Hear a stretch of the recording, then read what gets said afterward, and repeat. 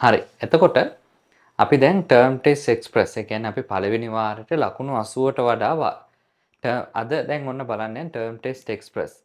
ඒ කියන්නේ පළවෙනි වාරයට ලකුණු 80ට වඩා විද්‍යාවට අපි ලකුණු ගන්න පෙරහුරු ප්‍රශ්න පත්‍ර කරන්න තමයි අපි ලෑස්ති වෙන්නේ. එතකොට දැන් අපි අද 9 ශ්‍රේණි පන්ති එක තමයි බලන්නේ. එතකොට පළවෙනි පෙරහුරු ප්‍රශ්න පත්‍රය මම හිතනවා ඔයාලා මේක කරලා එන්න ඇති කියලා. එතකොට මේක කරනකොට මම try කරනවා හැම වෙලේම ඔයාලත් එක්ක ඔයාලට ටිකක් අර පේපරේ උත්තර ටික කියන්න ඕනේ නැහැ නේ. එහෙනම් උත්තර ටික දෙන්න පුළුවන් ඊට වඩා පාඩම ටිකක් මතක් කරගෙන යන්න. එතකොට ක්ලෝරින් වල රසායනික සංකේතය. දැන් මේක මොන පාඩමට අයිති එකක්ද? මේක අයිති වෙන්නේ තුන්වෙනි පාඩමටනේ. තුන්වෙනි පාඩමේ අපි කතා කරනවා පදාර්ථය ගැන. එතකොට පදාර්ථය ගැන කතා කරනකොට අපිට පදාර්ථයේ ප්‍රධාන වශයෙන් කොටස් දෙකකට බෙදෙනවා සංශුද්ධ සංයෝග සහ ඊට පස්සේ මිශ්‍රණ. එතකොට මේකෙදි සංශුද්ධ සංයෝගවල මූලද්‍රව්‍ය කියන එකේ තමයි අපිට මේක එන්නේ. එතකොට මතක තියාගන්න සාමාන්‍යයෙන් අපි පදාර්ථයක් ගත්තාම මේකේ රසායනික සංකේත මේක මේ මතක තියෙන්නම ඕනේ නැහැ. මොකක්ද දන්නවද ඕනේ? මේක ඔයාලා දැනගෙන සිටිය යුතුයි. පළවෙනි අකුර කැපිටල් අකුර වුණාම දෙවෙනි අකුර සිම්පල් වෙන්න ඕනේ. මෙතන එහෙම තියෙන එකයි. ඒක නිසා මේකේ උත්තරේ 4 වෙන්න ඕනේ. මොකද්ද වෙන්න ඕනේ? ක්ලෝරීන් නම් ඇත්තටම ක්ලෝරීන් නම් Cl කියන එක තමයි එන්න ඕනේ. එතකොට මෙහෙම කවදාවත් එන්නේ නැහැ. කැපිටල් අකුරු දෙකක් එන්නේ නැහැ සාමාන්‍යයෙන්. හරි? කැපිටල් අකුරු දෙකක් එන්නේ එකයි එන්නේ. එතකොට මේක තමයි ගන්න වෙන්නේ. එතකොට ඊළඟ ප්‍රශ්නේ. ඊළඟ එක බලන්න. ඇසට අතුරු වෙන ආලෝකයේ දෘෂ්ටි විතානය මගින් පැහැදිලි ප්‍රතිබිම්බයක් සාදන ස්ථානය පෙන්වන්න.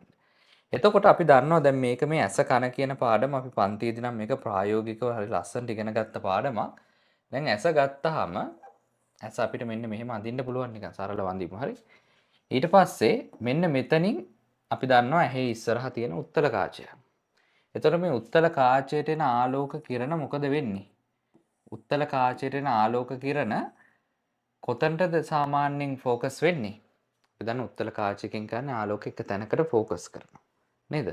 එතකොට මෙන්න මෙතනදී වඩාත් පැහැදිලි ප්‍රතිබිම්බයක් හැදෙන්න නම් මෙන්න මේ ફોකස් වෙන ආලෝකය වැටෙන්න ඕනේ කොහෙටද? කහලපේට. කහලපේට වැටුනහම තමයි අපිට හොඳටම පේන්නේ මේක. එතකොට උත්තරේ වෙන්න ඕනේ මේකට කහලපය. එතකොට කහලපේ ඇතුලේ මොනවද තියෙන්නේ? මෙතන තියෙනවා ආලෝක සංවේදී කේතු සහ යශ්‍රි තෛල. එතකොට ඒව හරහා මොකද වෙන්නේ? කෙලින්ම දෘෂ්ටික ස්නායු හරහා කොහෙට යනවද? මොළයට සිග්නල් එක යනවා. මෙන්න මෙතන ප්‍රතිබිම්බ. එතකොට අපිට පේනවා. ඕක තමයි වෙන්නේ. මේක බලන්න. පහත ද්‍රව්‍ය අතරින් මිශ්‍රණයක් නොවන්නේ කුමක්ද? මිශ්‍රණයක් වන්නේ කුමක්ද කියලා නේ. මිශ්‍රණයක් වෙන්නේ කවුද? සාමාන්‍යයෙන් මම මේක හැබැයි පන්තියේදී ලොකුවට කිව්වේ නැහැ ඔයාලට. මම ඒක නිසා මම චුට්ටක් කියන්නම්. මේ ආශ්‍රිත ජලය කියන්නේ මතක තියාගන්න ළමයි. ආශ්‍රිත ජලය අපිට ගොඩාක් පොතේ ආපු එකක් නෙවෙයි. ආශ්‍රිත ජලය කියලා කියන්නේ 100%ක්. හරිද? 100% දී වෙන්නේ 100%ක්. හරිද? 100%ක් පිරිසුදු ජලයට තමයි අපි ආශ්‍රිත ජලය කියලා කියන්නේ. එතකොට ඒක මිශ්‍රණයක් වෙන්න බෑ. මිශ්‍රණයක් නම් වෙන්න ඕන දේ මොකද්ද? සංඝටක දෙකක් හෝ ඊට වැඩි ප්‍රමාණයක් තියෙන්න ඕනේ. එතකොට පොල් තෙල් ගත්තත් එකක් ඒක. බොර තෙල් ගත්තොත් බොර තෙල් වලින් මොනවද හැදෙන්නේ? බොර තෙල් ගත්තොත් නම් ලොකු මිශ්‍රණයක්. බොර තෙල් හැදෙන්නේ සාමාන්‍ය මතක තියාගන්න. බොර තෙල් වල තියෙනවා ඩීසල්, පෙට්‍රල්, භූමි තෙල්. දැන් ඔය එදිනෙදා ජීවිතේ අපි පාවිච්චි කරන ගෑස්, LP වායුව, තාර, LP ගෑස්, තාර.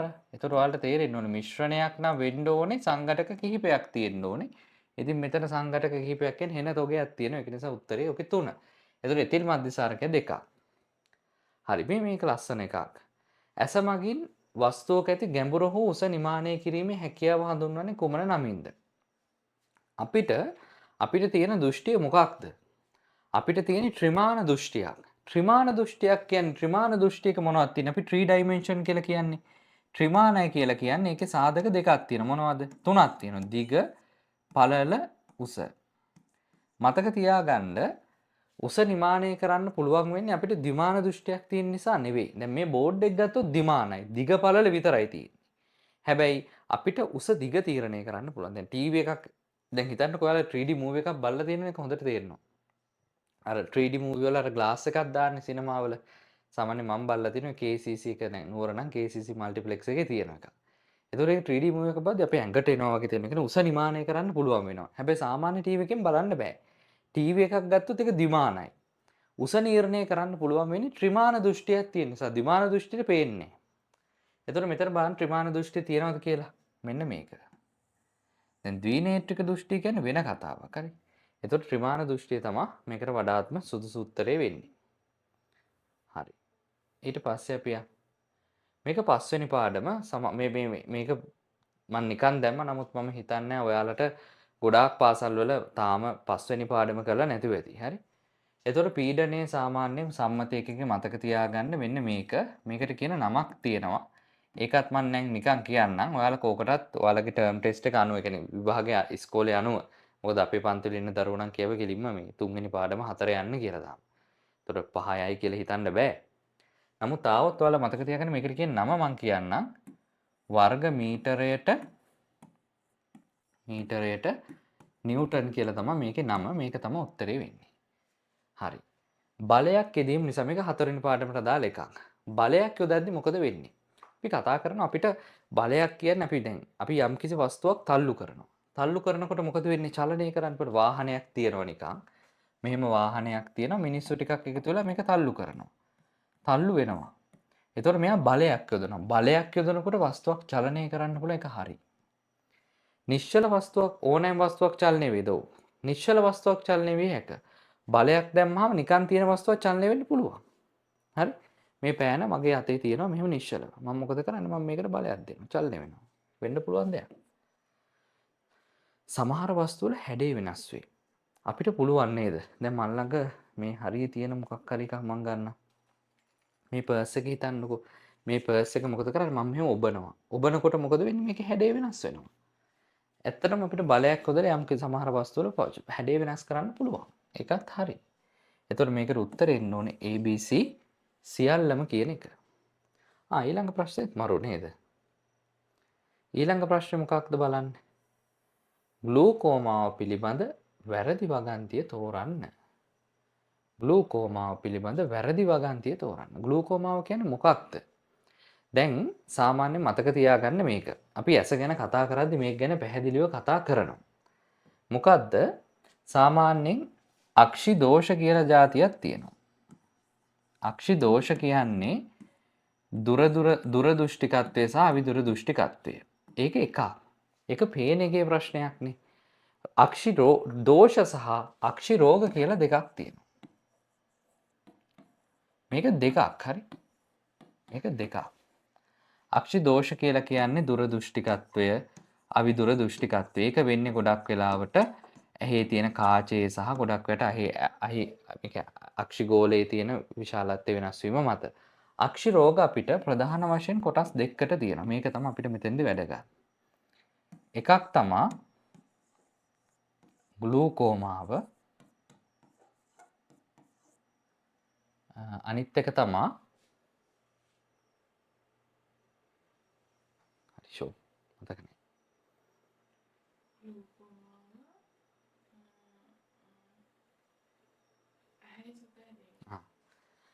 අක්ෂි රෝග දෙකක් තියෙනවා. ග්ලූකෝමාව මට එකපාරට අමතක වුණා කියන්නේ ඇසේ සුද ඇතිවීම. එතකොට ඔයාලා මතක තියාගන්න ග්ලූකෝමා වෙන්නේ ගොඩක් වෙලාවට මෙහෙම. දැන් ඔක අපි ලස්සනට බලුවා. ග්ලූකෝමා වෙන්නේ ගොඩක් වෙලාවට අක්ෂි ස්නායු වල අවුලක් වුණාම. දෘෂ්ටි ස්නායු වල අවුලක් වුණාම. දෘෂ්ටි ස්නායු වල අවුලක් වුණාම තමයි ග්ලූකෝමා වෙන්නේ.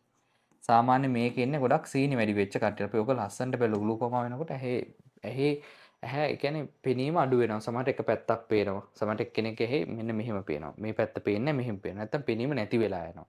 ඒ වගේ වෙනවා. ඇසේ සුද ඇතිවීම කියලා කියන්නේ ඇත්තටම අක්ෂිකාචයේ දැන් අපි අර මතකද හරකෙක්ගේ ඇහැක් කපලා බැලුවා. බලන්න YouTube එකෙත් තියෙනවා. හරකෙක්ගේ ඇහැක් කපලා බැලුවාම ඇහි අර කාචය ගත්තාම විනිවිද පේන්න ඕනේ.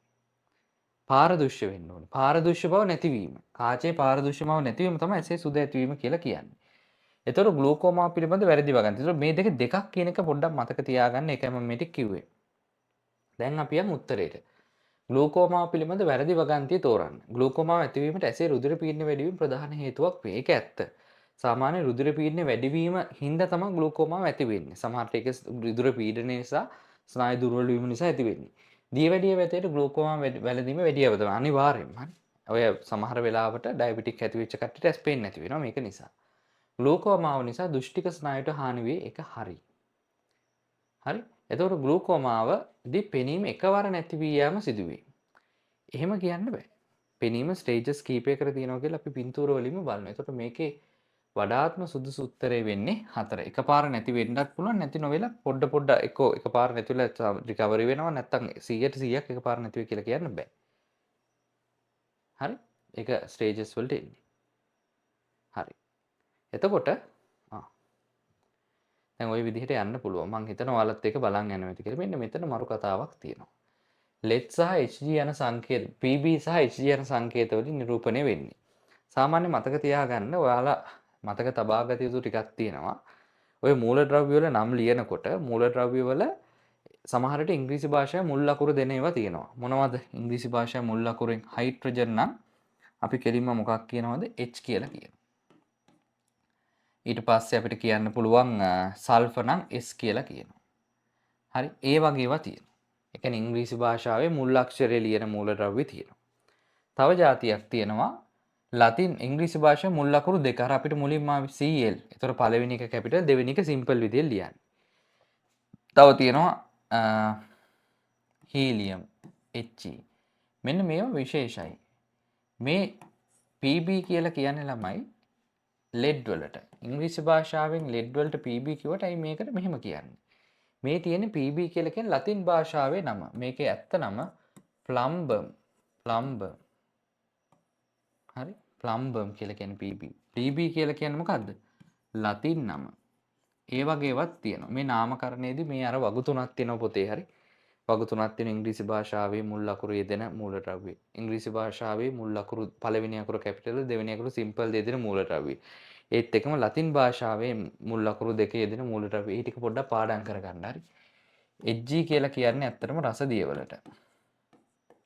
රසදිය වලට මේකට ඉංග්‍රීසියෙන් කියන්නේ මර්කරි කියලා. මේකේ ලතින් නම හයිඩ්‍රගම්. හයිඩ්‍රගම් කියලා තමයි කියන්නේ. තව ඔයගේ වචන තියෙනවා. මම තව එකක් ලියන්න යකඩ. මේක මේ අයන් කියලා කියන්නේ යකඩ. හරිද? මේක හැබැයි ලතින් භාෂාවේ නම ෆෙරියම්. ෆෙරියම්. ඒතකොට ඒ වචනේ තමයි එන්නේ. හරි. තව අපිට ගන්න පුළුවන් ගොඩක් ඒවා ලතින් භාෂාව. මේක මේ රිදී හරි සිල්ව කියලා කියන්නේ. සිල්ව වලට කියන්නේ මතක තියාගන්න ආජන්ටියම්. ආජන්ටියම්. ඊට පස්සේ තව තියෙනවා AU. ඔයාලා කියන්න බෑ කමෙන්ට් සෙක්ෂන් එකට දාන්න බෑ AU කියන්නේ මොකද්ද කියලා. ඒක මම කියන්නේ නැතුව ඉන්න. පොතෙන් බලලා කියන්නේ. ඒතර මේකට එන්න ඕනේ මොකද්ද? තියෙන්නේ ලෙඩ් හා මර්කරි. උත්තරේ 4. ඒතර මේ ටික මතක තියාගන්න හරි. මේ වගු ටික මතක තියාගන්න විභාගයට යන්න කලින්. ඊට පස්සේ දිශාවක් සහිත රාශිය. සාමාන්‍ය මේක නම් පස්වෙනි පාඩම ඔයාලට පාසලේදී තාම පස්වෙනි පාඩම කරලා හතරවෙනි පාඩම කරලා නැත්නම් මේක ප්‍රශ්නේ අතාරින්න බලයට තමයි දිශාවක් තියෙන්නේ. බලයට දිශාවක් තියෙන. ඒ කියන්නේ අපි හිතන්නකෝ යම්කිසි වස්තුවක් ගන්නවා මම තල්ලු කරනවනේ එක පැත්තකට. එතකොට දිශාවක් තියෙනවා. දැන් මම මේ පැත්තට මේ වස්තුව තල්ලු කරොත් මෙහෙට යන්නේ. මම මෙහෙට මේ වස්තුව තල්ලු කරොත් උඩට යන්නේ. එතකොට බලයට දිශාවක් තියෙනවා. ස්කන්ධයේ දිශාවකුත් නැහැ, කාලයේ දිශාවකුත් නැහැ, පීඩනයේ දිශාවකුත් නැහැ. වට අපි කියන විශේෂ නමක් දිශාවක් තියෙන රාශි වලට අපි කියන නමකුත් තියෙනවා. ඒවට අපි කියනවා අපිට ගොඩාක්ම 10 වසරේ තමක තියෙන දෛශික කියලා කියනවා. හරි. සංශුද්ධ ද්‍රව්‍ය වර්ග කළ හැකි ආකාර. මම මේක කලින් කතා කරවුවා වගේ චුට්ටක් නේ. එතකොට අපි ගත්තොත් පදාර්ථයේ ප්‍රධාන වශයෙන්ම වර්ග කරන්න පුළුවන් ක්‍රම දෙකක් තියෙනවා. එකක් තමයි අපිට පදාර්ථයේ වර්ග කරන්න පුළුවන් එකක් සංශුද්ධ ද්‍රව්‍ය. මම හිතන්නේ මේක අපිට ඉස්සරහටත් එන දෙයක්. සංශුද්ධ ද්‍රව්‍ය සහ මිශ්‍රණ. මිශ්‍රණ ගැන අපිට ඇත්තටම අපි කතා කරනවා අඩුයි. හරි. සංශුද්ධ ද්‍රව්‍ය කියන එක අපිට ප්‍රධාන වශයෙන් කොටස් දෙකකට බෙදන්න පුළුවන්. ඒ කොටස් දෙක තමයි එකක් මූලද්‍රව්‍ය මිශ්‍රණ. මූලද්‍රව්‍ය සංයෝග. හරි. සංයෝග කියලා කොටස් දෙකක් තියෙනවා. මිශ්‍රණ කියන එක බෙදන්න පුළුවන් ඇත්තටම මතක තියාගන්න එක. සමජාතීය මිශ්‍රණ, විෂම ජාතිය මිශ්‍රණ. මේ දෙකේ පොඩි වෙනසකුත් තියෙන එක බලන්න. එතකොට අපිට කියන්න පුළුවන් සංශුද්ධ ද්‍රව්‍ය වර්ග කළ හැකි ආකාර වන්නේ මූලද්‍රව්‍ය සහ සංයෝග.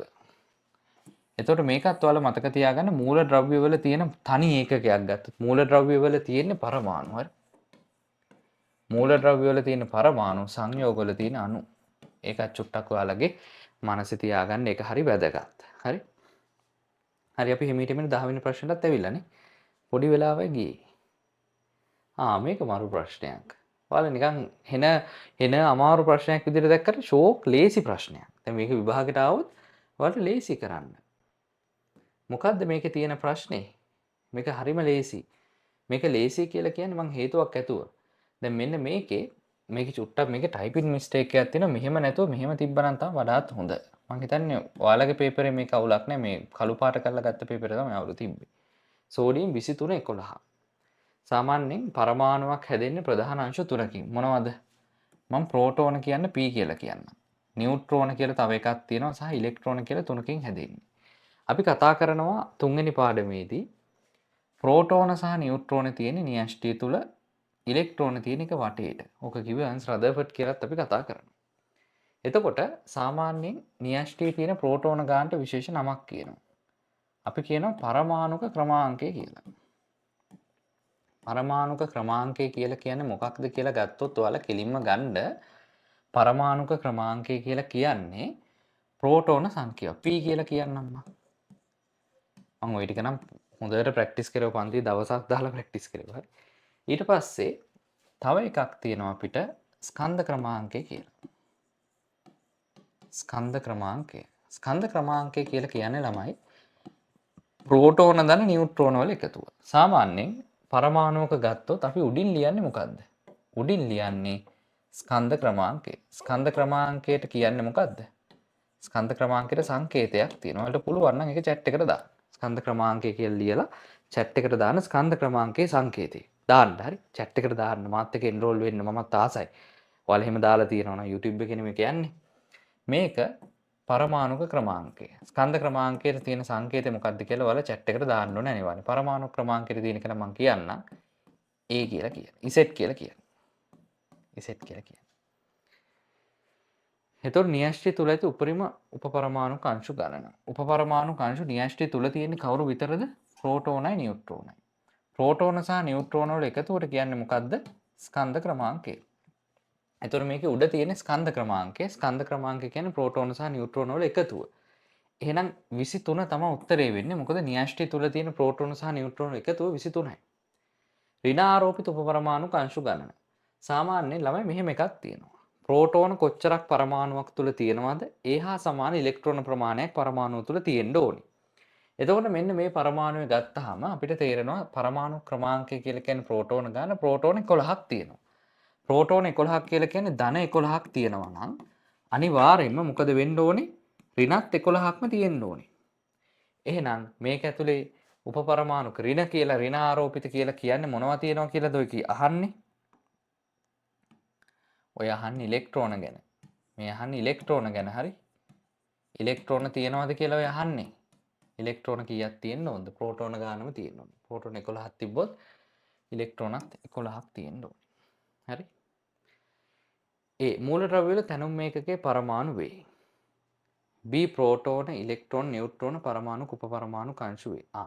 මෙතන කියන්නේ මේ සත්‍යක අහන්නේ. මූලද්‍රව්‍ය වල තැනුම් මේකකයේ පරමාණුද අනිවාර්යෙන්ම. නේද? මූලද්‍රව්‍ය හැදෙන්නේ පරමාණු වලින්.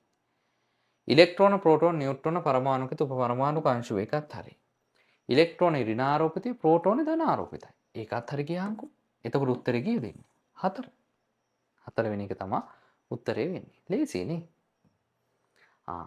දැන් තමයි ඔන්න පළවෙනි පාඩමේ ප්‍රශ්නයක් එන්නේ. ජෛව ශීරණය මගින් නිස්සාරණය කරන ලෝහයක් වන්නේ.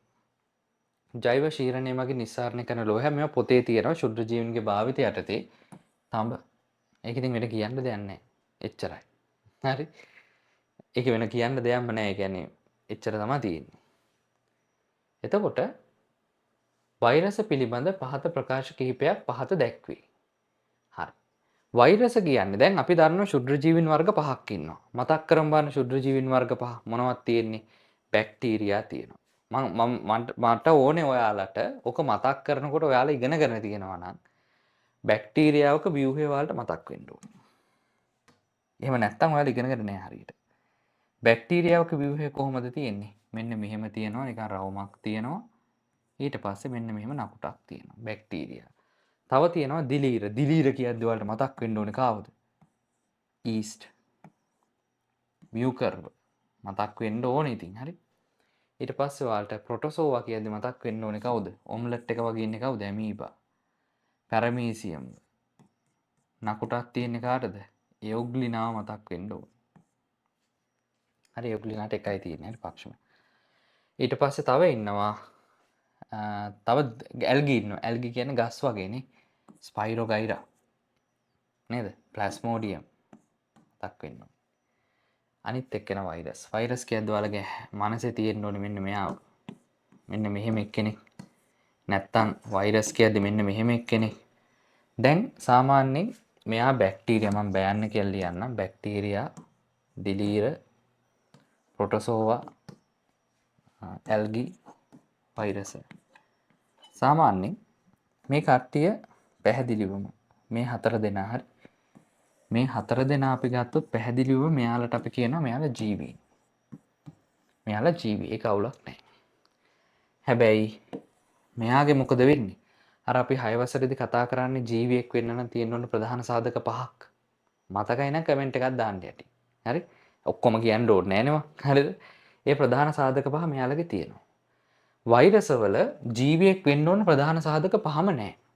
වෛරස වර්ධනය වෙන්නේ නෑ. එතකොට වෛරස නෑ. ඒත් එක්කම වෛරස ශෝෂණය කරන්නේ. එතකොට එයා අජීවියෙක්ද? නෑ. වෛරස ප්‍රජනනය කරනවා. වෛරස වර්ගයක් බෝ කරනවා. එතකොට ජීවියෙක් විය යුතු සාධකයක් තියෙනවා ජීවියෙක්ගේ සාධකයක් තියෙනවා අජීවී දෙක තියෙන ලක්ෂණක් තියෙනවා. විද්‍යාඥයන් කියන්නේ වෛරස කියන්නේ ජීවි අජීවි දෙකට අතරමැදි කෙනෙක්. අනික වෛරස වර්ධනය වෙන්නේ සෛල තුළ විතරයි. එතකොට ජීවි සෛල තුළ වර්ධනයක් තියෙනවද? ඔව්. සෛලීය සංවිධානයක් තියෙනවද? නැහැ. සෛලීය සංවිධානයක් නැහැ. ජීවි සෛල තුළ ගුණණය වෙනවා කියන එක හරි. එතකොට අපිට ගන්න වෙන්නේ කෝකද ගන්න වෙන්නේ? ඒ හා සී නිවැරදි නේද? එතකොට මේක තමයි ගන්න වෙන්නේ. එයාට සෛල සංවිධානයක් නැහැ. පොඩි සරල ස්ට්‍රක්චර් එකක් තියෙන්නේ. හරි? හරි. එතකොට ඊළඟ එක. මේ ශුද්‍ර ජීවීන්ගේ භාවිත තියෙන්නේ. හරිද? මියගිය ශුද්‍ර ජීවීන් භාවිතා කරමින් ප්‍රතිශක්තිකරණ එන්නත් හදන්නේ. එතකොට එන්නත් නිපදවන ක්‍රම කිහිපයක් තියෙනවා. අපි බලමු ඔයාලට මතකයිද කියලා. එන්නතකින් කරන්නේ අපි ප්‍රතිශක්තිකරණය වර්ධනය කිරීම. එන්නතකින් කරන්නේ ප්‍රතිශක්තිකරණය වර්ධනය කිරීම. එතකොට එන්නත් වර්ග ප්‍රධාන වශයෙන් අපිට 4ක් තියෙනවා ඇත්තටම. අපි 4ම බලමු. අපිට කියන්න පුළුවන් එන්නත් හදනවා අඩපණ කරපු ශුද්‍ර ජීවීන්.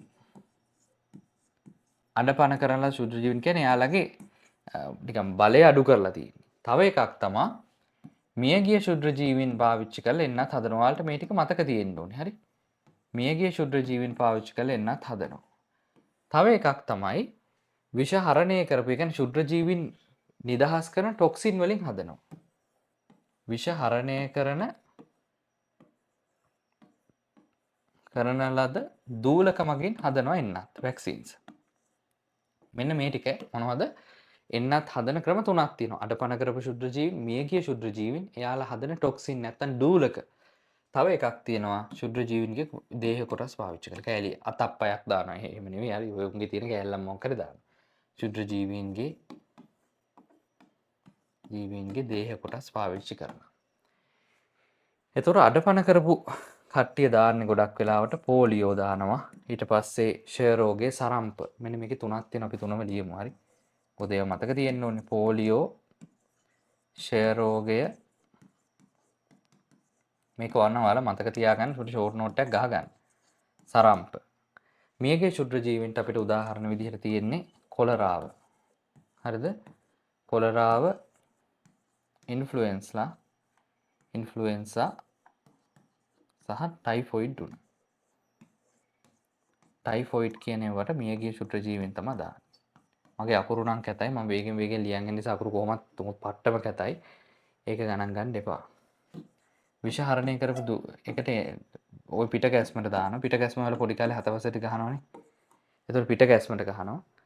ඊට පස්සේ අපිට එනවා තව එනවා ගල පටලය. ගල පටලයට දානවා. මේකට එනවා හෙපටයිටිස් B. හෙපටයිටිස් B වලට ශුද්‍ර ජීවීන්. එතකොට මෙන්න මේකෙන් තියෙන එකක් බලන්න. මියගිය ශුද්‍ර ජීවීන් පාවිච්චි කරන කොලෙරා, ඉන්ෆ්ලුවෙන්සා, ටයිෆොයිඩ්. කොලෙරාව හා ඉන්ෆ්ලුවෙන්සා මේක. එතකොට මේක මතක තියාගන්න හරි. එන්නත් 4යි තියෙන්නේ. එන්නත් වර්ග 4යි අපි මතක් කරමු. අඩපණ දැන් මොකද අපි ඇත්තටම පේපර් එකක් කරද්දී අපි මතක් කරගන්න එපා. ඔයාලා මේ ටික පාඩම් කරගන්න. ෂෝට් නෝට් එකක් ගහගන්න ඕනේ මට. එන්නත් වර්ග 4ක් හදන වැක්සින්ස් වර්ග. මොකද අපි ඒකෙදි කරන්නේ රෝගයක් බෝවීම වළක්වීම. නැත්තම් අර අපේ ශරීරයේ ප්‍රතිචක්‍රීකරණය වර්ධනය කිරීම. අඩපණ කරපු ශුද්‍ර ජීවීන්, මියගිය ශුද්‍ර ජීවීන් එක්ක විෂහරණය කරපු යාලා ශුද්‍ර ජීවීන්ව නිදහස් කරන ටොක්සින්ස් ඩූලක එක්ක ශුද්‍ර ජීවීන්ගේ දේහමය කොටස් දාලා හදනවා. අඩපණ කරපු ශුද්‍ර ජීවීන් දාලා හදන එකේදී පෝලියෝ, ක්ෂය රෝගේ, සරම්ප වගේ රෝගවලට එහෙම ඒවා දාන්නේ. ඊට පස්සේ කොලෙරාව, ටයිෆොයිඩ් උණ, ඊට පස්සේ ඉන්ෆ්ලුවෙන්සා වගේ ඒවාට දාන්නේ අපි මෙන්න මේක. ඊට පස්සේ විෂහරණය කරපු දූලක දාන්නේ පිටකැස්ම ගලපටලේ. ඊට පස්සේ හෙපටයිටිස් B වලට ශුද්‍ර ජීවීන්ගේ දේහ කොටස් තමයි පාවිච්චි කරලා වැක්සින් එක හදන්නේ. මෙන්න මේක මතක තියාගන්න. මේක ඔයාලට විභාගයට යනකොට මේක වගේ ගහගන්න. පොඩි වැඩක්නේ. මේක මතකයේ තියාගන්න ඔයාලට මේ වගේ දෙයක් කරන්න වෙනවා. හරිද? ඒක නිසා පොඩි ෂෝට් නෝට් එකක් ගහගන්න. ලොකු දෙයක් නෙවෙයි. අමාරු දෙයක් නෙවෙයි. හරි. සමාන උසක සිට මේක සමහරට ඔයාලට තාම කරලා නැතිව විභාගෙට 4 වෙනි පාඩමයි 5. එමුණු තතැල්ල දාන්න මේක. සමාන උසක සිට බිමට හෙළන ලද ඩී ප්‍රමාණය විදුලි පන්දම් බැටරියක් තෙත මැති පූර්වවට වැටීමේදී සිදුවන බලපෑම. උඩ ඉඳලා බැටරියක් දාන තොප් ගාලා මැටි එකට වැටෙනවා. මොකෙන්ද දාන්නේ? ඇත්තටම ඒක බලපෑම ගන්න පුළුවන්. දැන් උඩ ඉඳලා වැටීම කියන්නේ ගුරුත්වජ ත්වරණය. ගුරුත්වාකර්ෂණය. එතකොට මේකට වඩාත් සුදුසු මේක.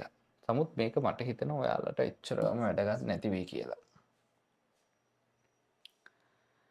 හරිද? එතකොට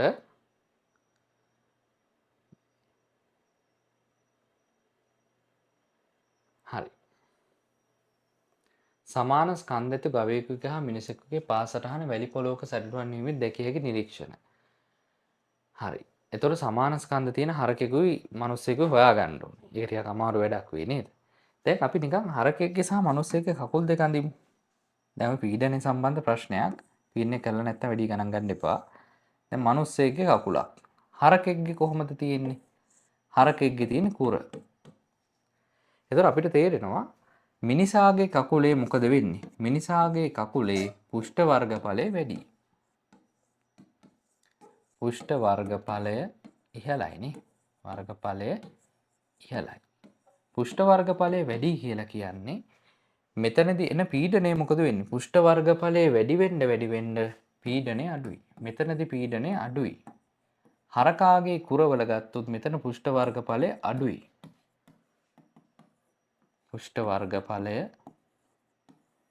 වර්ගඵලය අඩුයි. පුෂ්ඨ වර්ගඵලය අඩුයි කියලා කියන්නේ මොකද වෙන්නේ? පීඩනය වැඩි කාගේද? පීඩනය වැඩි මෙයාගේ. මොකද පුෂ්ඨ වර්ගඵලය අඩුයි කියන්නේ බලය යෙදෙන වර්ගඵලය අඩුයි. වර්ගඵලය අඩුයි කියන්නේ පීඩනය වැඩි එරෙනවා. හරිද? එතකොට වැලි පොලොවක හොඳට වදින්නේ කාගේ අඩියද? ඇත්තටම හරකාගේ. ගවයාගේ පාද මගින් පොළොවට ඇති කරන පීඩනය අඩු බවයි. මිනිසාගේ පාද මත පීඩනය වැඩි. හරි. ගවයාගේ පාද 4 පොළවේ ගන්න වර්ගඵලය මිනිසාට වඩා අඩුයි. මේක නේද ගන්න ඕනේ. පාද 4ම අඩුයි. මොකද කකුල් මිනිස්සෙක්ගේ කකුලක් ගත්තොත් ටිකක් ලොකුවට තියෙනවා. එතකොට එහෙම ගන්න වෙනවා. රයිට්. මේකත් මරු නේද? මේකේ මේ උත්තරවල මොනවද අවුලක් තියෙනවද බලමු. එකක් දෙයිලා නැති අවුලක් තියෙන්නේ. ව්‍යාධි ජනකයා කියන්නේ කවුද? ව්‍යාධි ජනකයා කියන්නේ ලෙඩේ බෝ කරන කෙනා. හරි? වාහකයා කියන්නේ නෑ මෙහෙම. ව්‍යාධි ජනකයා කියන්නේ ලෙඩේ ගෙනියන කෙනා. එතකොට ඒකේ ඉන්නේ මදුරුවා එන්නේ. හරිද? ඊට පස්සේ වාහකයා වෙන්නේ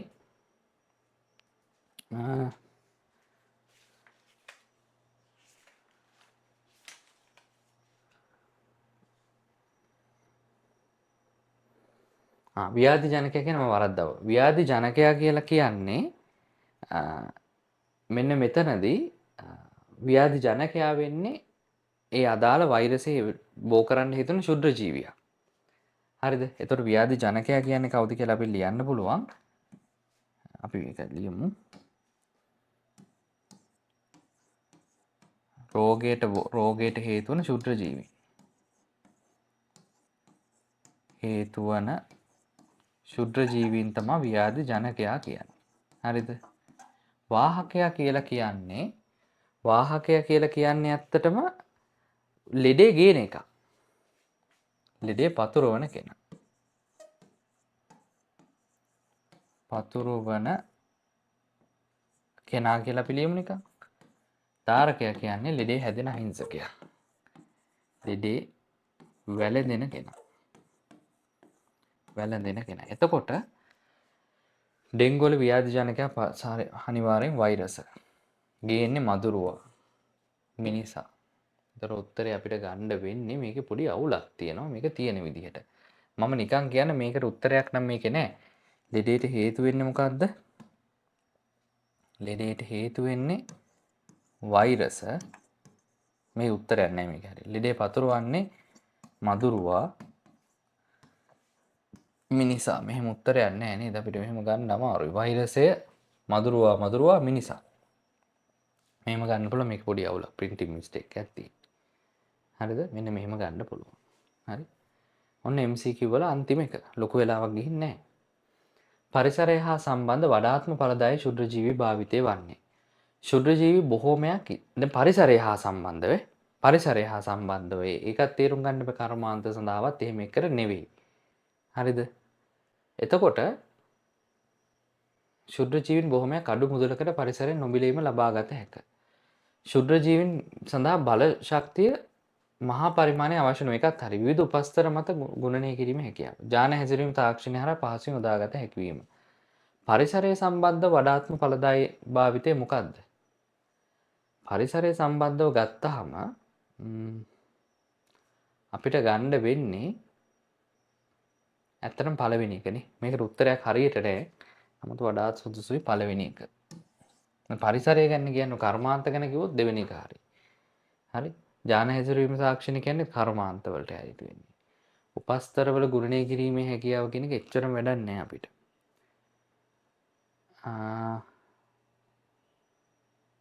නෑ මේකට හරියන්නේ 3. ඇයි දන්නවද? උපස්තරවල ගුණනය කරන්න ඕන එක උඩක් අපිට උපස්තරවල ගුණනය කිරීමේ හැකියාව තියෙන එකට උත්තරේ 3. මේකට හරි උත්තරයක් ගන්නම 3 ගැහුවොත් හොඳයි 3 හෝ 1 ගන්න පුළුවන්. අනිත් දෙක නම් කර්මාන්ත වලට කියලා පැහැදිලිව තේරෙනවා. රයිට්.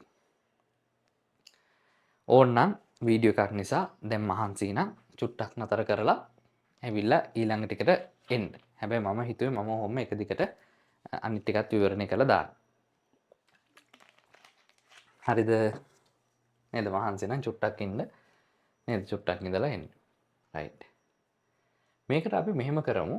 මේකට අපි චූටි වීඩියෝ එකක් බලමු.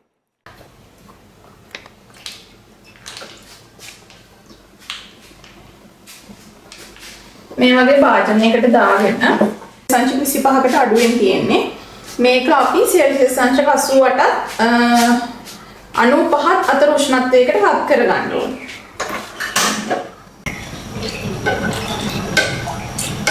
හරි දැන් උෂ්ණත්වය 88කට වඩා තියෙනවා. ඒක කාලක් විතර පවත්ව ගන්න ඕනේ. ඒ හින්දා අපි ලිපේ ගින්දර හොඳටම අඩු කරනවා. ඒකත් නේ.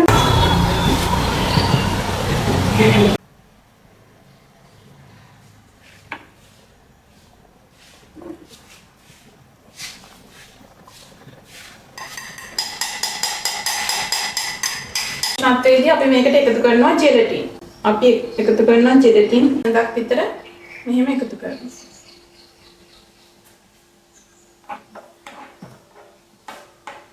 එකතු කරලා මේක හොඳට මිශ්‍ර කරනවා. වගේ 54 60 වගේ උෂ්ණත්වයකදී අපිට යෝගට් හැදෙන්නේ ලැක්ටෝබැසිලස් සහ ස්ට්‍රෙප්ටොකොකස් කියන බැක්ටීරියා එකතු කිරීමෙන් ඒ දෙක තියෙන හින්දා එකතු වීමෙන් තමයි හැදෙන්නේ. ඒ දෙක තියෙන හින්දා අපි මේ වගේ උෂ්ණත්වයකදී මේ වගේ යෝගට් එකක් එකතු කරන්න ඕනේ. මොකද මේ ඒ බැක්ටීරියා දෙක මේ යෝගට් එකේ තියෙන නිසා. ඉහළ උෂ්ණත්වයකදී දාන්න නැත්තේ බැක්ටීරියා විනාශ වෙන්න පුළුවන්. ඒ හින්දා මේ වගේ උෂ්ණත්වය අඩු වුණාට පස්සේ තමයි අපි යෝගට් එක එකතු කරන්නේ.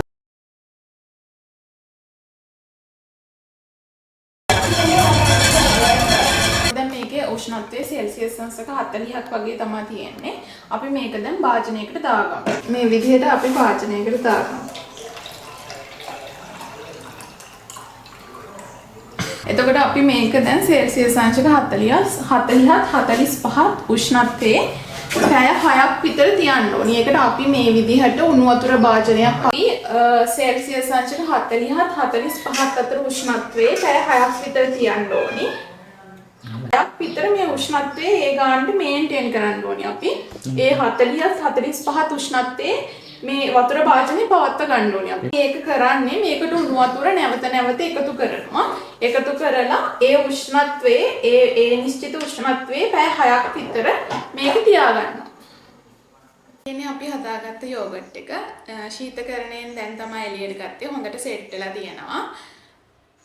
ඉස්සෙල්ලා මට කියන්න අමතකුණා අපි අර සෙල්සියස් අංශක 40 උෂ්ණත්වයේ පැය 6ක් විතර තියාගත්තේ බැක්ටීරියා හොඳින් වර්ධනය වෙන්න ඕන හින්දා.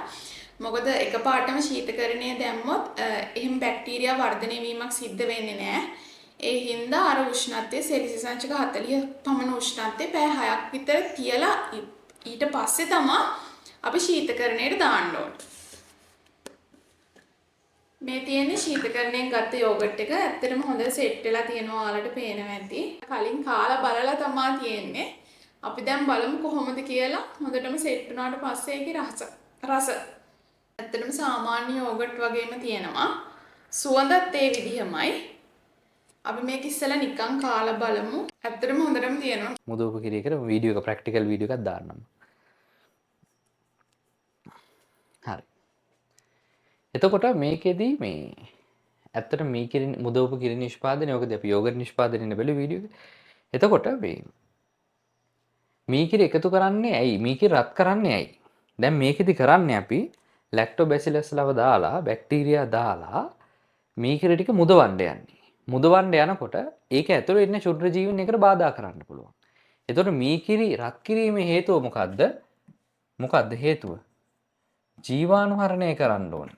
ජීවාණුහරණය කරන්න ඕනේ. ඒ කියන්නේ ඉන්න උන් ටික මරලා දාන්න ඕනේ. ජීවාණුහරණය කිරීම. මොකද නැත්තම් කිර මිදවීමේ ක්‍රියාවලියට මේ ලැක්ටෝබැසිලස් බල්ගරිකස්ලගෙන් ගන්න උපකාර ගන්න වෙන්නේ නැහැ. මුහුම් මෙක් කරන්නේ ඇයි? මුහුම් මෙක් කරන්නේ ඇයි? දැන් අර යෝගට් හදද්දී අපි යෝගට් ටිකක් දානවා. යෝගට් ටිකක් දාන්නේ නැහැ. මීකිරි හදනකොට මීකිරි ටිකක් දාන්න ඕනේ. දාන්නේ ඇයි? මිදවීමට අවශ්‍ය මිදීමට අවශ්‍ය කාව දාන්නද? මිදීමට අවශ්‍ය ශුද්‍ර ජීවීන් එක් කරන්න මතක තියාගන්න. හරි.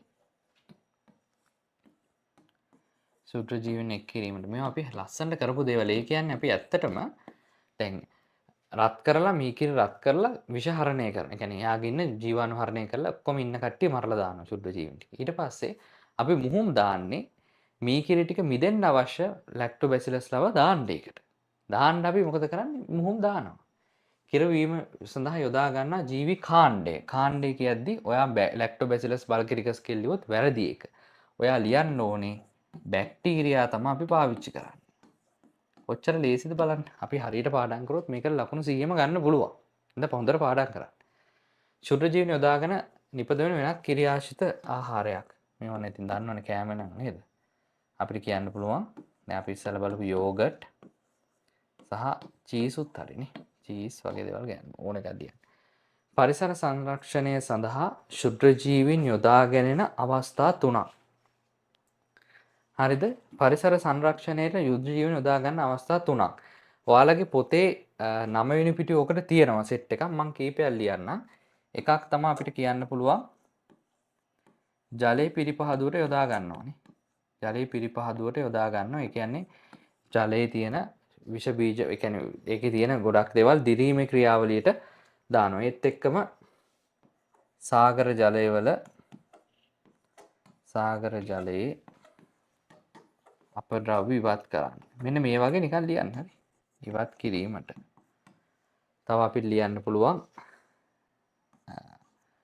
බැක්ටීරියා මගින් දි รา පත් වන ප්ලාස්ටික් එහෙම අයින් කරන්න පාවිච්චි කරන්න පුළුවන්.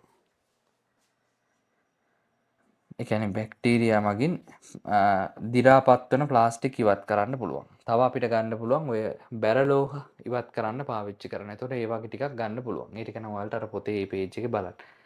ජීවායු නිපදීමට යොදාගත හැකි කාබනික උපස්තරයක් දක්වන්න. ජීවායු හැදෙන්නේ මොන වගේ උපස්තරයකද? ඒ කියන්නේ කාබනික උපස්තරයක් කියන්නේ අපි දන්නවා ක්ෂුද්‍ර ජීවීන් වර්ධනය වෙන එකක්.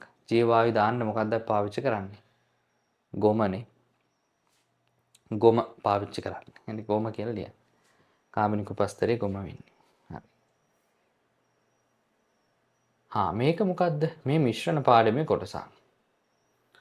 සහල් සාම්පලයක වැලි හා යකඩ කුඩු මිශ්‍රව පවතින බව දක්නට ලැබුණු අතර වෙළඳ පොලේ ඇති පොල් තෙල්වල පාම් තෙල් අඩංගු බව දක්නට ලැබේ. ඉහත මිශ්‍රණ දෙකෙන් සමජාතීය මිශ්‍රණය කුමක්දයි දක්වන්න. සමජාතීය කියන්නේ මොකද්ද? දැන් මිශ්‍රණ කොටස කරන්න ඕනේ. ඉතින් මේක බලන්න. සමජාතීය මිශ්‍රණයක් කියලා කියන්නේ ජාතිය කියන්නේ අවස්ථාව සමාන වෙන්න ඕනේ. මේ කියන්නේ සමජාතීය කියලා කියන්නේ ඒ දෙක මිශ්‍ර වුණාට පස්සේ ඒ දෙක වෙන් කරගන්න අමාරු වෙන්න ඕනේ. සහ ඒ දෙන්නගේ ව්‍යාප්තිය සමාන වෙන්න ඕනේ.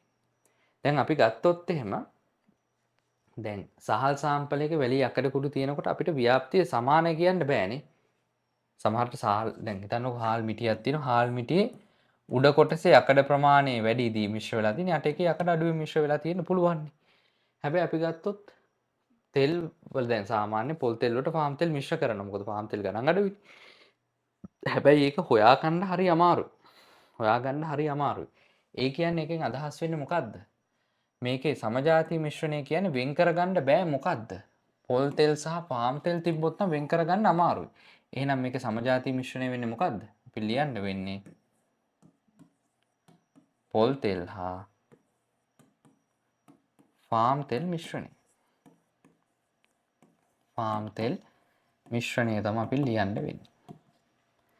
සහල් පිරිසිදු කිරීමට අනෙක් සංඝටක ඉවත් කිරීමේ ක්‍රම සහ එම ක්‍රම වගේ ඉවත් කරන ද්‍රව්‍ය පහත වගුවේ දක්වන්න. හරි. සහල් පිරිසිදු කරන්න අපිට කරන්න පුළුවන් ක්‍රමය. වෙන් කරන ක්‍රමය. හරිද? දැන් සහල් පිරිසිදු කරන්න ඕන අනෙක් සංඝටක වලින්. මොකද්ද කරන්න පුළුවන්? අපිට පුළුවන් දැන් ඔකදී අපිට ලියමු අපි පෙලන්න පුළුවන් නේ. පෙලීම. පෙලීමෙන් අපිට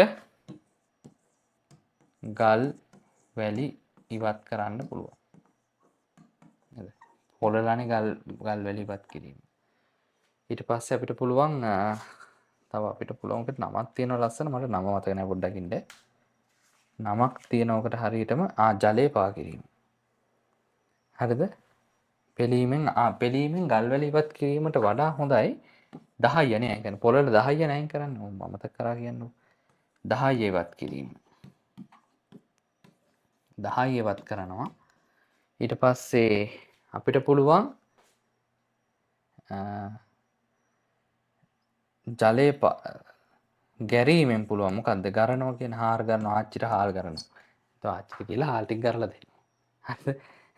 ගැරීමෙන් ගල් වැලි ඉවත් කිරීම. පොඩ්ඩක් පරලා ගත්තා. හරි නම් දෙක පෙලනවා කියන්නේ මෙහෙම අර පෙලන එක.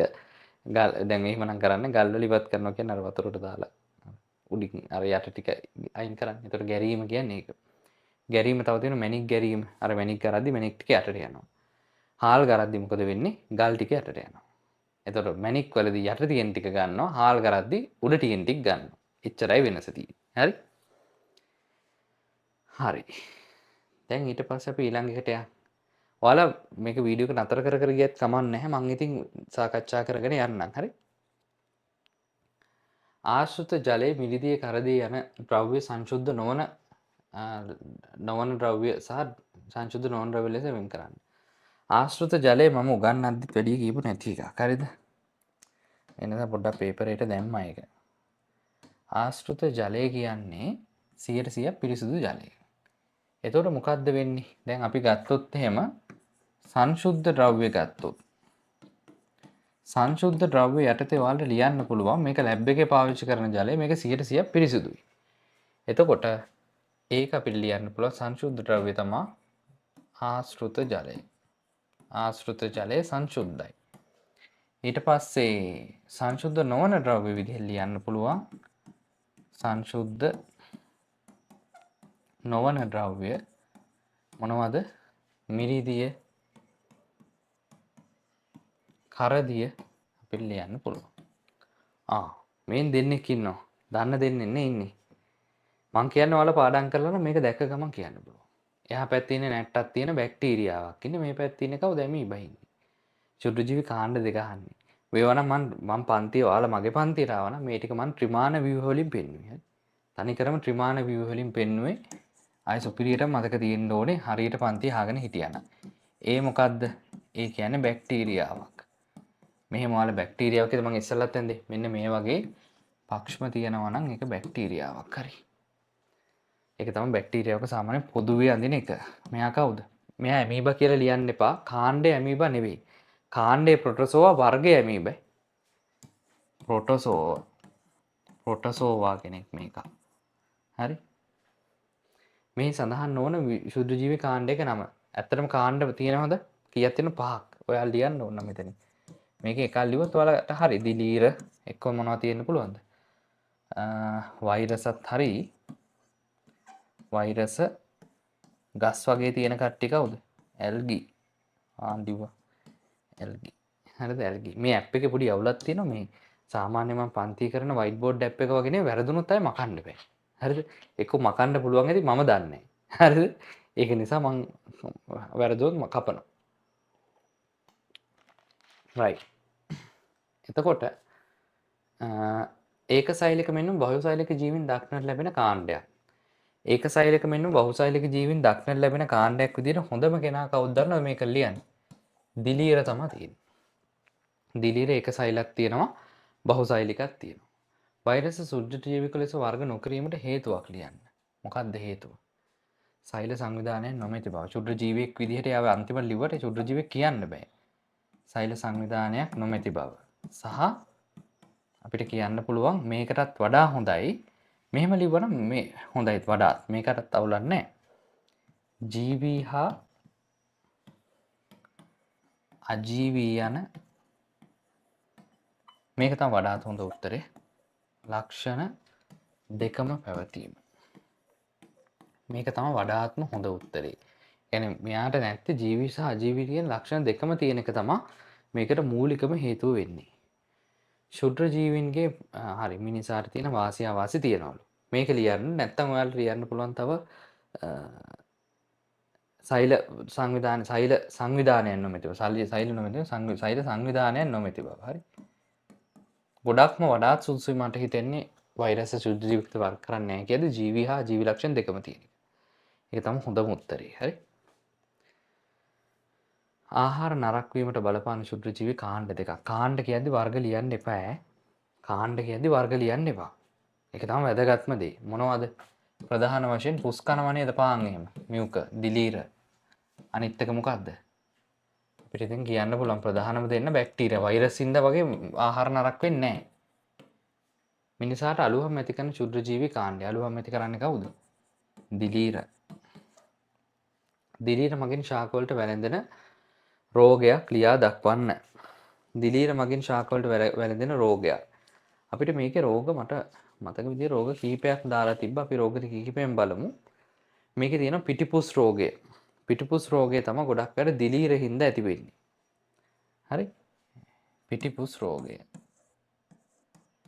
පිටිපුස් රෝගය අංගමාර රෝගෙත් හරිම. පිටිපුස් රෝගය තමයි වඩාත්ම හොඳ. ප්‍රතිජීවක වර්ග දෙකක් ලියන්න. ප්‍රතිජීවක වර්ග ගොඩක් තියෙනවා. මට නම් ඕකේ මතකම හිටින දෙක තමයි ප්‍රතිජීවක කොහොමද හදන්නේ? අපි නිකන් මතක් කරමු ප්‍රතිජීවකයක් කියන්නේ මොකක්ද කියලා. එක් සුද්ධ ජීවියෙක්ගේ සෑදී මොකද වෙන්නේ? එක් සුද්ධ ජීවියෙක්ගේ නිපදවි ද්‍රව්‍යයක් තව කෙනෙක්ගේ තව සුද්ධ ජීවියෙක් මරන්න පාවිච්චි කරනවා. මාරයි හරි. ඒක මාරයි ඉතින් හරි. ඒක සුද්ධ ජීවියෙක්ගේ හැදිච්ච එකක් තව සුද්ධ ජීවියෙක් මරන්න පාවිච්චි කරන එක. ඒතර ප්‍රතිජීවක වර්ග දෙකක් අපිට මම මතකම තියෙන දෙක තමයි ඇමොක්සිලින් මතක තියාගන්න හෙම්බිරිසාවට පාවිච්චි කරනවානේ. ඒත් එක්කම ලෝකයේ පළවෙනි දැන් මෙයාලා මේක දාලා තියෙන්නේ ඒකටම තමයි ඇමොක්සිලින් ලෝකේ පළවෙනි ප්‍රතිජීවකය කවුද? ෆ්ලෙමින් හොයාගත්ත පෙනිසිලින්. අපි කතා කරා මත ශුද්ධ ජීවීන් කොහොමද ගිහිල්ලා තව බැක්ටීරියා වගේ දේවල් අඩපණ කරන්නේ ඇන්ටිබයොටික්ස්. හරි. එතකොට පහත රූපේ මිනිස් ඇසක හරස් කර දැක්වෙන සටහනක්. මේක අපි කොමන් එකක්නේ. හරිද? මම මේකේ චුට්ටක් මේ අංක ටික ආයෙ ලිව්වා. මොකද ඒක පේන්නේ. එතකොට පෙනීම සඳහා අවශ්‍ය වන සාධක. සාධක දෙකක් ඕනේ වස්තුවක් පේන්න. දැන් ඔයාලට කළුවරේදී වස්තුවක් පේන්නේ නැහැ. අන්ධ කෙනෙක්ට වස්තුවක් පේන්නේත් නැහැ. හරිද? කළුවර තිබ්බොත් පේන්නේ නැහැ. ඇහැක් නැත්තම් පේන්නේත් නැහැ. එහෙනම් වස්තුවක් පෙනෙන්න අවශ්‍ය සාධක දෙක මොනවද? මතක තියාගන්න. හරි සරල ප්‍රශ්නයක්. හැබැයි එකපාර හිතෙන්නේ නැහැ. මොකක්ද?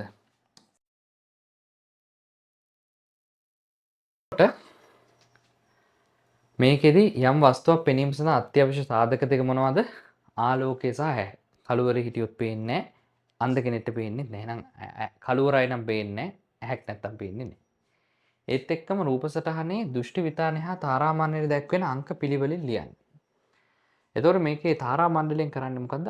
අපේ ආලෝකයට ඇහැට එන ආලෝකය පාලනය කරන එක. ලොකු ආලෝකයක් එනවනේ ඇහැ බේර ගන්න මොකද කරන්නේ? යා තාරාමණ්ඩලය කිට්ටු කරගන්නවා. ආලෝකය අඩු වෙනම් මොකද කරන්නේ? තාරාමණ්ඩලය ඈත් කරලා වැඩි ආලෝක ප්‍රමාණයක් කරන් අපිට හොඳ ප්‍රතිබිම්බයක් ලබා දෙනවා. එතකොට තාරාමණ්ඩලය වෙන්නේ මෙන්න මේක. මෙන්න මෙතන 4 වෙනි එක. දෘෂ්ටි විතානය කියන්නේ ආලෝකේ පතිත වෙන තැන. එතකොට ඒක තියෙන්නේ මෙන්න මෙතන. එතන තමයි කේතු සහ යශ්‍රී සෛල තියෙන්නේ. එතකොට මේකට ගන්න ඕනේ මේක හොඳට බලා ගන්න ව්‍යුහය 4 2. ඕන මගෙන් ඉල්ල ගන්න මේකේ ප්‍රැක්ටිකල් කරපු පා. ඒ කියන්නේ මේක උගන්වපු කොටස මේක හොඳට බලා ගන්න දෙතුන් වතාවක් ඇහැ ඇඳලා මේක පුරුදු වෙන්න. දුර පිහිටි වස්තුක ප්‍රතිබිම්බේ දෘෂ්ටි මිතානය මත නාභිගත වන ආකාරයට කිරණ සටහනකින් ඇඳ දක්වන්න. එතකොට ඔයාලා ඇහැ අඳින්න මෙහෙම. කිරණ සටහනක් අඳිනවා කියන්නේ ආලෝක එන විදිය. දැන් මෙතන දෘෂ්ටි විතානය කියලා ගන්නකො. මෙහෙම ආලෝක කිරණ 3ක් එවන්න. කදම්බ 3ක් එවන්න. හරිද? දැන් අපි දන්නවනේ මේකෙන් කරන්නේ මෙහෙමනේ. දෘෂ්ටි විතානයේට මොකද වෙන්නේ මේක? නාභිගත වෙන්නේ. මෙහෙම ඇඳොත් ඉතින් ඔයාලට ලකුණු හම්බ වෙනවා පොඩි දෙයක්. වස්තුව ඇසට සමීපවොත් ප්‍රතිබිම්බය තවදුරටත් දෘෂ්ටි මිතානය මත නාභිගත කිරීම සඳහා අක්ෂිකාචයේ සිදුවන ක්‍රියාවලිය. වස්තුව ඇහැට සමීපුනොත් මොකද වෙන්නේ?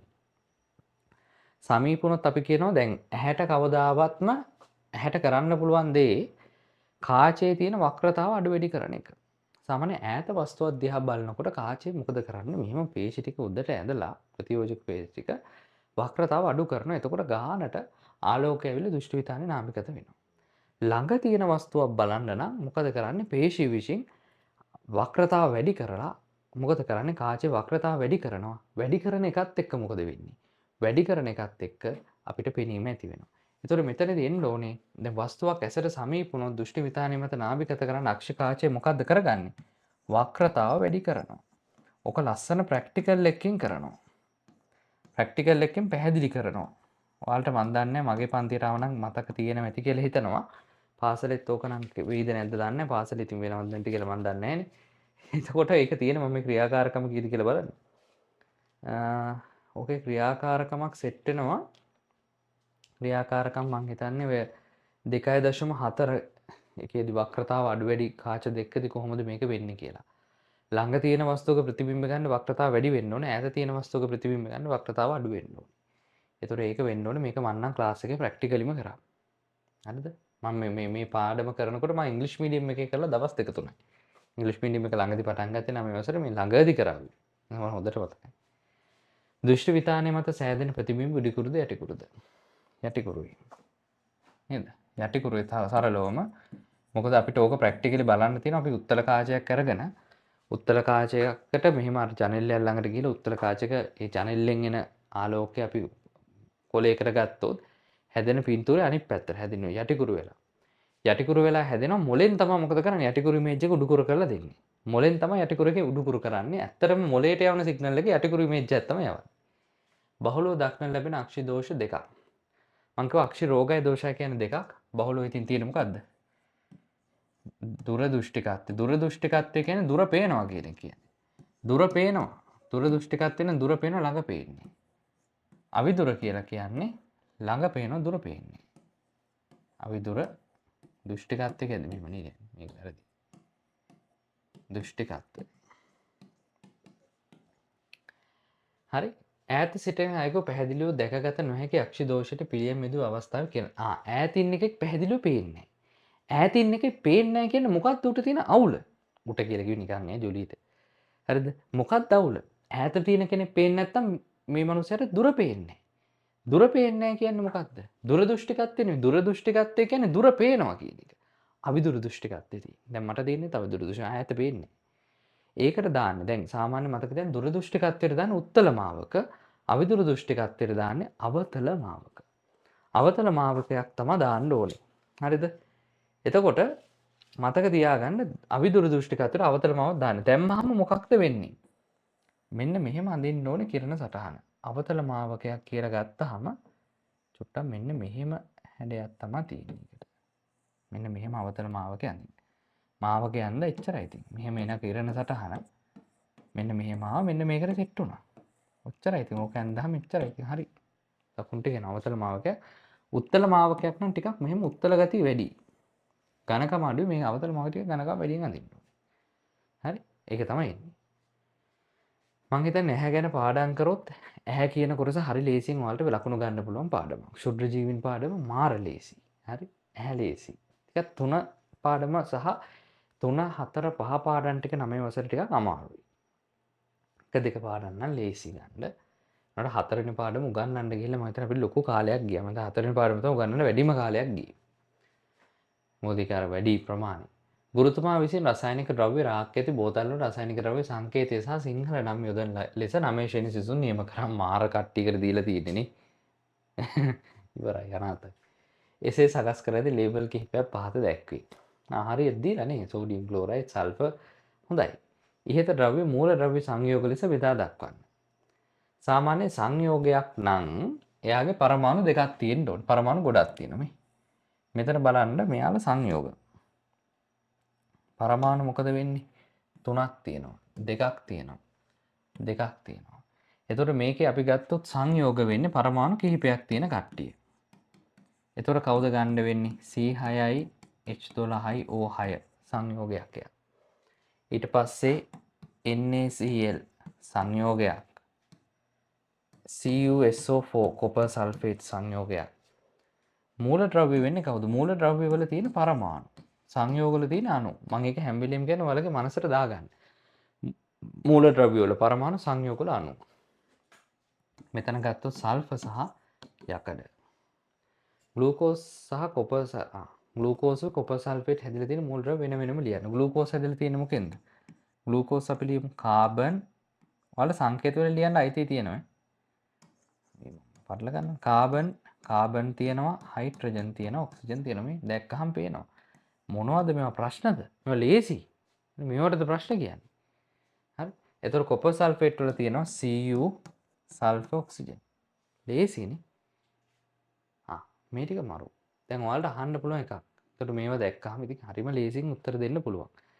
මේකේ ගොඩක් ප්‍රශ්න මම බේස් කරේ මොන හරි මේ උතුරු මැද පළාත් මේ වයඹ පළාත් පේපරයක්. හරි. වයඹ පළාත් පේපරෙන් ගත්තේ. එතකොට මේක ගොඩාක් ස්ටෑන්ඩඩ් පේපරයක්. ඔයාලටත් එන්නේ ඉස්කෝලේ එක ස්ටෑන්ඩඩ් නොවෙන්න පුළුවන්. නමුත් ඉස්කෝලේ එක ස්ටෑන්ඩඩ් තමයි ගොඩක් අයට. තමයි ඉස්කෝල් මේක හොඳම ස්ටෑන්ඩඩ් පේපරයක්. මේ වගේක් තමයි ඔයාලට අහන්න විභාගෙට. එතකොට આવොත් කරන්න. හරි. මේ කරන්න ලේසි. මේක මම පන්තියේ නරුන්ට කරන්න පුළුවන් වෙන්න ඕන ළමයින්ට නම්. මොකද හේතුව මේක ගොඩාක් කරේවා. එක දවසක් දාලා කෙරෙව්වා. හරිද?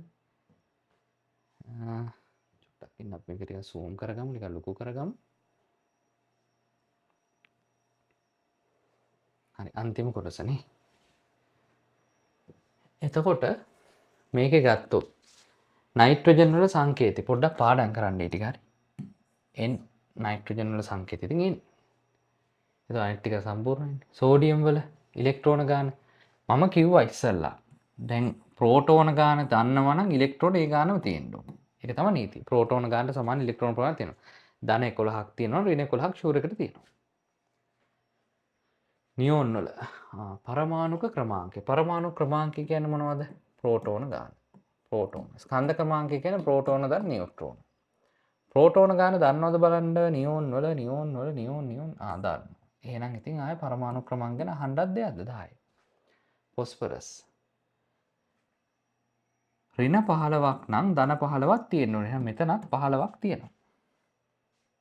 ස්කන්ධ ක්‍රමාංකය යන හොඳ ප්‍රශ්නයක්. ස්කන්ධ ක්‍රමාංකය කියන්නේ ප්‍රෝටෝන ගානේ නියුට්‍රෝන ගානේ එකතුව. මෙතන 15ක් තියෙනවා. නියුට්‍රෝන කීයක් තියෙනවද? 16ක් තියෙනවා. ඒතර කීයක් දෙන්නේ? 15 ධන 16 වගේ එකයි නේද? 31යි. පොටෑසියම් මොනවද මේකේ? පොටෑසියම් වල ඔක්කොම දාලා අපරාධේ මහන්සි නේ. එතකොට ඊළඟට Al කියන්නේ මොකද්ද? ඇලුමිනියම්. හරිද? එතකොට මේකේ නියුට්‍රෝන ගාන දන්නේ නැහැ. මේක හොඳට බලන්න හරි. දැන් මේ තියෙන්නේ මොකද්ද? ප්‍රෝටෝන ධන නියුට්‍රෝන වල එකතුවනේ. දැන් මේක නම් සමහරට මගේ ඒ කියන්නේ මේක හරියට ඉගෙන ගත්තේ නැති කෙනෙක්ට මේ කීප කතාව තේරෙන්නේ නැති වෙන්න පුළුවන්. මේක ටිකක් ප්‍රැක්ටිස් කරන්න ඕන තරම්. ප්‍රෝටෝන ධන නියුට්‍රෝන දන්නවා. පරමාණු ක්‍රමාංකය දන්නවා. ප්‍රෝටෝන ගාන 13යි, ප්‍රෝටෝන සහ නියුට්‍රෝන එකතුව 27යි. මොකද්ද කරන්න වෙන්නේ? 27න් 13ක් අඩු කරන්න තමයි තියෙන්නේ. මොනවා කරන්නද? 27න් 13ක් අඩු කරාම කීයක් දෙන්නේ උත්තරේ? 4යි 14යි. උත්තරේ 14කට එනවා අපිට. හරි. ওই විදිහට අපිට මේක ගන්න පුළුවන්. ඔන්න එහෙනම් අපි ටර්ම් ටෙස්ට් එක්ස්ප්‍රස් එකේ පළවෙනි පේපරේ සාකච්ඡා කරා. අපි තව එක පේපරයක් 9 වසරට කරනවා. ඒක කරන්නේ අවුරුද්දෙන් පස්සේ. එහෙනම් අපි මේ පේපරෙන් හම්බෙමු. ඔයාලට මොනවා හරි ප්‍රශ්නයක් තිබ්බොත් යට කමෙන්ට් සෙක්ෂන් එකට දාන්න. නැත්නම් අපේ ගෲප් එකේ chat එකට දාන්න. මොනවා හරි තැනක අඩුවක් හරි දැන් සමහරට මම උගන්වන මම දැන් එක දිගට පේපර් දෙක ගොඩක් කරනවානේ. ඇත්තටම ඔයාලට තේරෙනවා මේ පේපර් 6ක් විතර කරන්න ඉබේ. හැම විෂයකටම කරනවානේ. එතකොට සමහරට මොන හරි තැනක අඩුපාඩුවක් එන්න පුළුවන්. ඇවිල්ලා මොන හරි ප්‍රශ්නයක් තිබ්බොත් අනිවාර්යයෙන්ම ඒක මාව දැනුවත් කරන්න ඒ ප්‍රශ්නේ විසඳ ගන්න. හරි. එහෙනම් මම මේ වීඩියෝ එකේ මෙතනින් නතර වෙන්න. ඊළඟ